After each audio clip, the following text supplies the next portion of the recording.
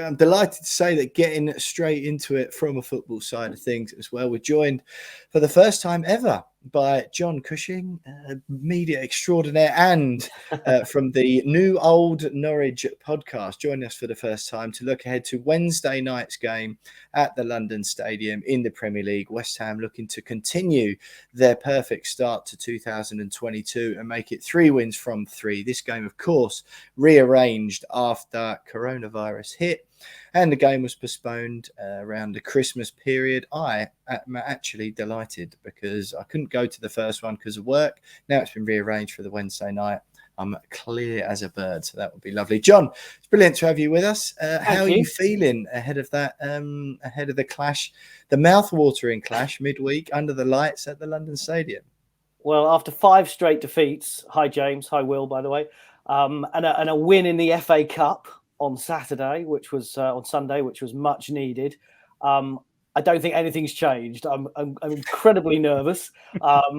I remember going to West Ham when we were last in the Premier League a couple of years ago. Went for a 3-0 defeat, I think it was. It was early in the season a couple of years ago. And I thought West Ham looked world beaters at that point. And it was your former manager in charge. And they absolutely played Norwich off the park. So I can't see, to be honest, anything much different on Wednesday night. We can't score goals. We let in goals. And I have a funny feeling that Mr. Antonio, who might be scoring a few more goals as he did at Carrow Road last time we were in the Premier League. Yeah, that was quite a memorable. How many one, was wasn't it? 4? 4 he got. Yeah, that was quite the afternoon. That one was, wasn't it? John, you mentioned the FA Cup there. Norwich left it late against Charlton, away at Charlton at the weekend, 1-0. It was. Is it one of those? It's easy to say, isn't it? People have been throwing a lot of mud at Newcastle since they lost to Cambridge United at home at the weekend. Is there a sense that actually that game, we just had, we're speaking later on in the show to Kieran, Leeds fan, about the game at the weekend, and there was a sense from the Leeds fans we spoke to last weekend that the FA Cup was almost a bit of an inconvenience. Is it for a similar thing for Norwich fans, or is it like, well, we haven't got that winning feeling, we're just delighted to get that potential banana skin out of the way and be through and into the next round? I mean, I did groan when the FA Cup 4th round draw came out and we were the last one out and we were away at Wolves. It was like, we could have at least been at home as the last one out. I was like, David James, thanks for doing that. No favours at all from a former Hammer. And but I think on Saturday it was we needed to get on the field. We needed to win. We needed to score a goal, and it was Rashika's first goal for the club. Pukki's first assist for the club. I mean, he scored more goals this season than anybody else. I think 5 players have scored for Norwich City this season, and Pukki scored 5 of them. And but he did create the goal. I thought with Norwich, and this is what I talk about, and we talk about a lot on the podcast, is that we are too good for the Championship. We certainly were with Daniel Farke in charge. And I think it was the right decision to get rid of him in the Premier League because it just wasn't working. And Dean Smith came in. We obviously beat Southampton, having beat Brentford in Farke's last game, but that decision was made to get rid of him at that point. We then beat Southampton. We then drew away at Newcastle, but that was against 10 men. And it was only a draw, ultimately, despite a cracking goal from Pukki. But we just haven't scored since. And I think we needed to get on the field to play the likes of Charlton. Again, we can tear these teams apart if we can get our passing going. And I think that's what it proved on Saturday, that happened. There were still some scares, as there always are with Norwich. And I think that's my fear, that I think it was the 15th different centre-back partnership this season that Dean Smith put out. And I have been saying this for 4 or 5 years at Norwich, that we haven't built. We bought Tim Krul in, which I think has been a good signing, but we then haven't built the kind of rock that you need. And that's the heart of the defence, a central midfielder to go with Pukki. So we've got Krul and Pukki at either end, who I think are good players and Premier League standard. Maybe not the top and certainly nowhere near what West Ham have got. but we've just got nothing in the middle. And we had Oliver Skip last season in the Championship, and he was brilliant, and he was the find of the season for Norwich. And I think we obviously tried to do the same thing again by bringing in Billy Gilmore. You will have seen the reports about what happened at Palace a couple of weeks ago. I think it's not about Billy Gilmore. He's assisted one of the rare goals that we've scored this season. There's been only the other 3 assists in the Premier League apart from him. So, it's not about him. It's more about the frustration that we're not creating chances. And then when we do create the odd chance, we're not scoring goals. And I think that's the frustrating thing from Norwich. But what team will Dean Smith put out on Wednesday night will be, again, another interesting one. It will be different from the one against Charlton, but we just hope it will have a little bit more confidence, having, as we say, scored a goal, kept a clean sheet, and just stop that run of 5 straight defeats. John, what's the feeling amongst Norwich fans towards Dean Smith as an appointment? I mean, it raised a few eyebrows when he came in, and he got those two good results to start with, but it kind of slipped back to previous form. Is the feeling that it was time to get rid of Daniel Farke and this is the right appointment, or are there fans that are going maybe we rushed into a decision on this one? Well, I said on the podcast he obviously was second choice because we sacked Farke, not knowing that Dean Smith was available because he was still in charge of Aston Villa. So he's he's not number one choice. So he wasn't. So he's not number one choice for Stuart Webber, the performance director, who makes the appointments. And our club has been run like this. And you'll have seen lots of things in the newspapers about how Norwich is run as a club. And you can argue that, are they trying? Are they not trying? They were nearly bankrupt 4 or 5 years ago. Delia Smith's been there for 25 years and her husband running the club. But we were on the verge of going under, and they changed the way that they do it. And whether you agree with it or not, that's how the system works. That Webber brings in the managers and then brings in the players, and there tend to be cheaper players from abroad, and then bring in some youth players. So that's the system. And I think as I said earlier, it's the right thing to get rid of Farke. I mentioned Dean Smith pretty much as soon as he was sacked. I thought he would be a better appointment than your old pal Frank Lampard. I didn't think Frank would be the right manager for the club of Norwich. I've always said with Norwich that, and again, we talk about this, we're doing at the moment on our podcast, the greatest ever managers at the moment on Norwich. And what I've always said is they tend to be younger managers or ones that have come through the club who've got something to prove. The big names that we've ever had, your Chris Hutons, your Glenn Roders, have all failed quite miserably, unfortunately, while your Paul Lamberts, Mike Walkers, Dave Stringers have all come through the club and been given a chance. And I think with Dean Smith, it's a bit of both, James. It's a long answer to a short question. It's a bit of both. There is still a big camp about within the supporters of supporting Farke, and that it wasn't the right decision. And he played good football, and I think we enjoyed the football. But my argument was, if you're never going to win a football match, what's the point? And I never saw him with the opportunity to make us any better. Now you can argue that's to do with the players that are brought in, and I think maybe you mentioned the results. Yeah, we're Dean Smith's record is now exactly the same as Farke's in terms of 1 win, 1 draw in the Premier League this season. I think there's a couple more games that we've got to play for him to catch up with Farke this season. So it'll be interesting to see what the stats are by the end of that. But it was really clear to Dean that you will have young players coming through the academy. You will have some other players. And I think he looked at the squad and thought we had enough. I would argue that we actually haven't, and we've come into this Premier League season again with our hands half tied behind our backs and maybe our left foot as well.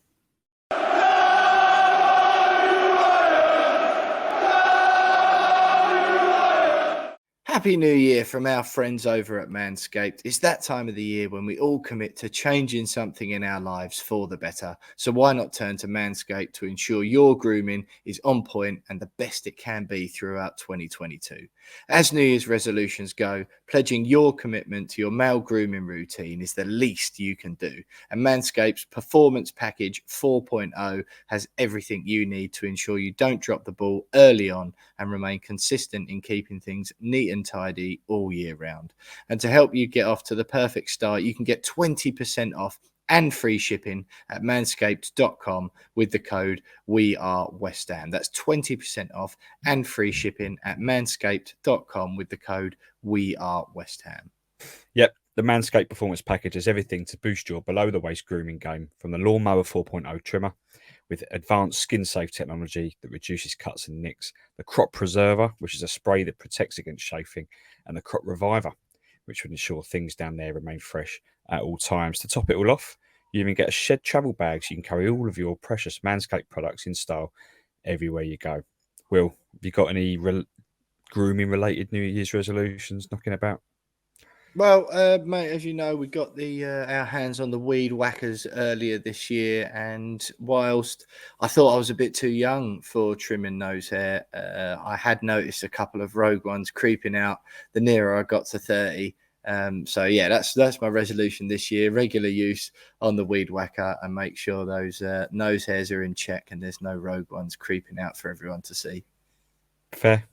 Mine is just to be a bit more on top of it. I have the same New Year's resolution every year, which is just to be better at everything.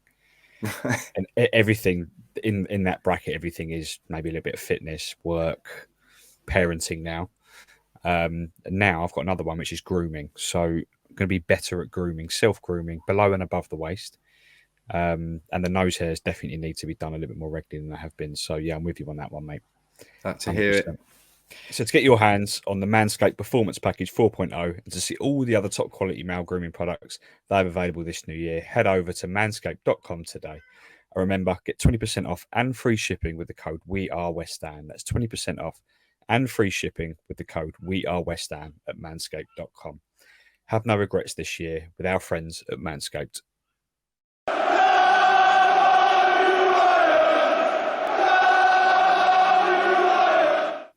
Are you edging closer though, John? You mentioned Smith there. Just briefly before we go on to the game in detail, because I want to talk about that.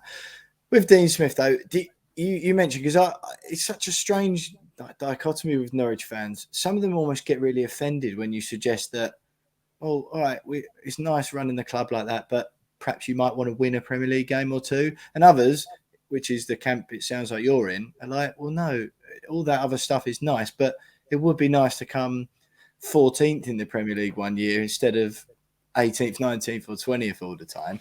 Yeah. Do you feel like with Dean Smith, you're at least edging back a little bit closer to that, or do you already feel with your team planted to the bottom of the table on 10 points? Albeit there's some games in hand, only technically 3 points from safety.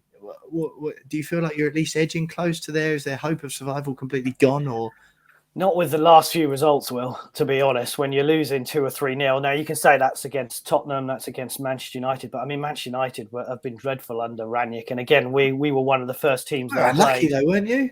We were unlucky, but we didn't win and we didn't score, and I think that's the frustrating thing. You've got to beat these teams when they are down and out. And every time I think they look at the fixture list and they go, oh, good old Norwich, they'll play well and we'll have a good match, but we'll score a goal 7 minutes from the end and win 1-0, which is obviously what United did.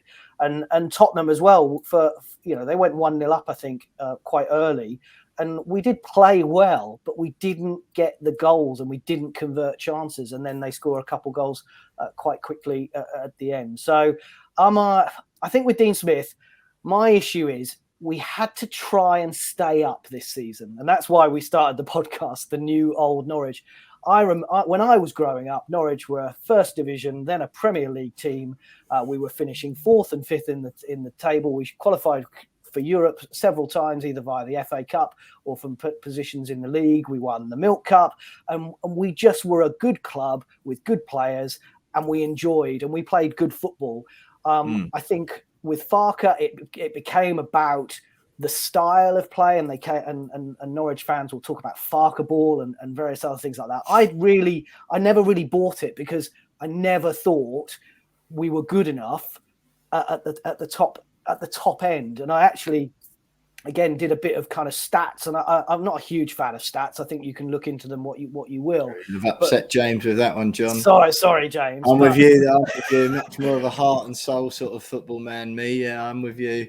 But I went through the championship when Farke finished champions in both seasons, and I looked at the results against the top 6 that finished in the championship, and he hardly won any game against the top 6. So consistently, we were very good against the likes of Charlton, as I said on Saturday, but against the so-called bigger clubs in the championship, we didn't beat them. And then you're going into a season, as I said earlier, with your hands tied behind your back with a couple of extra players. So I'd like to think that Dean Smith would bring someone in. I mean, we bought Hugel off you a couple of seasons ago, and we sent him out on loan to West Brom. Cheers. But he scored a couple of goals in the championship. He's a different type of striker than Pukki. He's going to offer something different. I don't know why he's not at the club, but. And if I was Dean Smith, I'd be bringing him back in January just to have some alternatives. Because if Pukki doesn't score, we don't score. If he doesn't play, we're definitely never going to score. And that's I think the frustration. And I hope that Dean Smith will be able to bring in a couple of players. Because if not, we're just going to get relegated again miserably. And I tell you what, you guys haven't suffered it for a couple of years.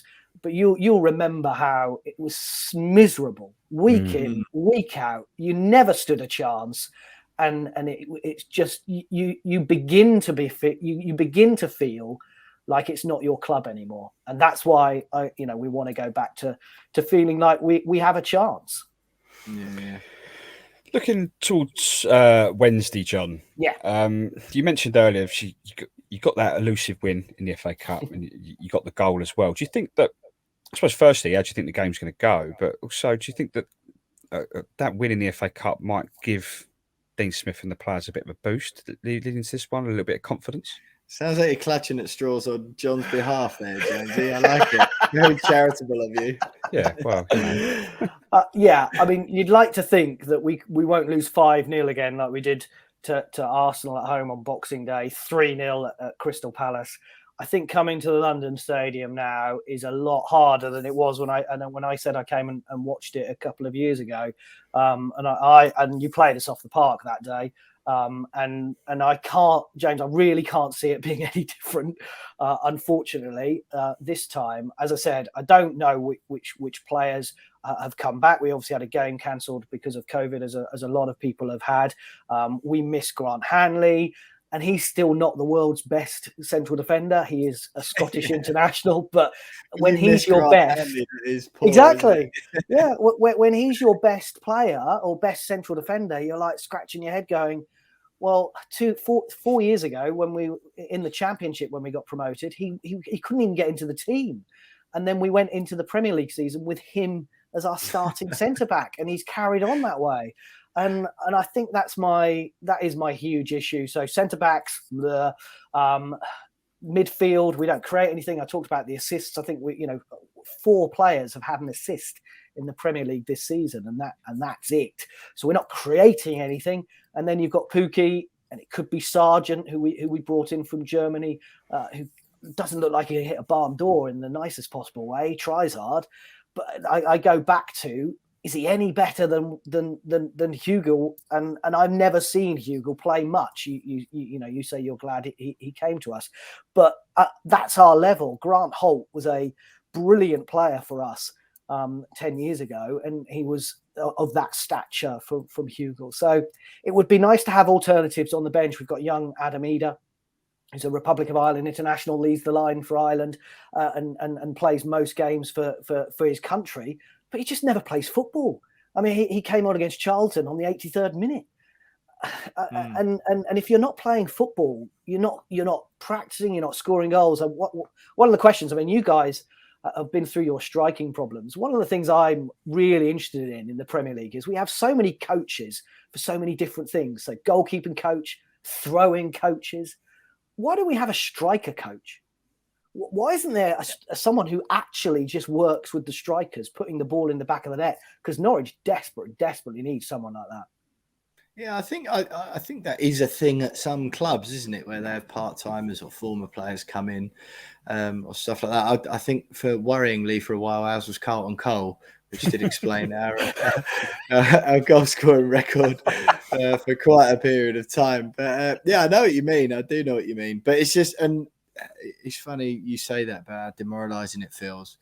I can remember so many years like that at West Ham, just where you felt like it was a chore. But look, John, it's been absolutely brilliant having you on with us for the first time ever tonight. You've been wonderful. And we hope we get to speak to you again, because it's been great. We do it with all of our Opposition View guests before the end of their segment. I'll ask Jonesy for his opinion as well, and I'll give mine. I want a score prediction from you, John, for Wednesday night, London Stadium, Norwich in 20th, West Ham in 5th. West Ham 24 points above the Canaries in the Premier League. Don't want to remind you of that too much, but score prediction for that game on Wednesday night. Well, I hope you will both get in contact with me once I've granted you 3 points, and it will be 3-0, 3-1. I'd like to think we might score a goal, but I can't really see it, unfortunately. 3-0 or 3-1. Jonesy, now we were having a chat earlier on, and you were giving me a little bit of stick for suggesting that our club could score 8 goals in our next 2 Premier League encounters, home to Norwich and home to Leeds. John seems to be on my side of the coin as far as the Norwich game goes. What is your view? Well, I think you were being a little bit unfair, well, a little bit overconfident on beating Leeds more than we beat them in the FA Cup, just on the basis that we beat them in the FA Cup. But I think I do agree with John. I think it'll be sort of 3-0, 3. Let's go 3-1. Let's go 3-1. Give me something. Yeah. You've been very charitable with John Jonesy on this segment. Yeah, let's go 3-2, actually. 3-2. No. 3-2. Yeah, John doesn't want your charity, mate. you're insulting him now. Right, brilliant. Well, look, John, it's been great having you with us. I am still going to stick with my original thing that West Ham will score 8 out of the next 2 games, and I can't see you scoring either. So I'm going to go 4-0. We haven't had a 4-0 for ages. My favourite score. So West Ham 4-0. Yeah, sorry about that, John. I know it doesn't sound very good for you at the moment, but if people want to listen to your podcast, the new Old Norwich Podcast, I think I'm right in saying that, where can they get it? Yes, they can get it on all good Apple, Google, Amazon, Spotify, all the usual places. Excellent. John Cushing there, big Norwich fan. Great to have you with us for the first time. Thanks very much, and stay with us.